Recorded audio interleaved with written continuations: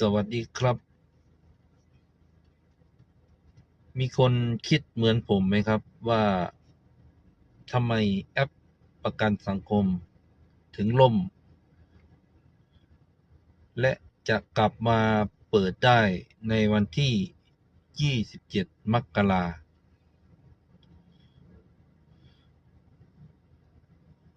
หรือว่าเงิน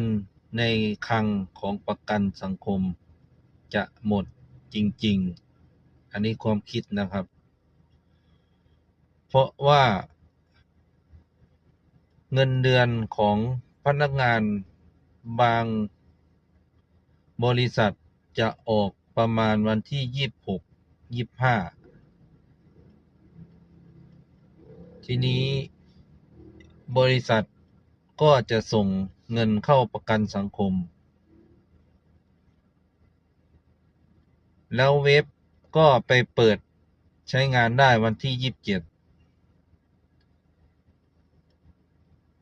แสดงว่าเงินหักวันที่26เข้าให้ประกันสังคมสำนักงานประกันสังคมถึงจะมีเงินเข้ามาในระบบและจะสามารถดึงเงินส่วนนั้นมาให้ผู้ว่างงานได้ทุกคนคิดเหมือนผมไหมอันนี้แค่ความคิดนะครับขอบคุณครับ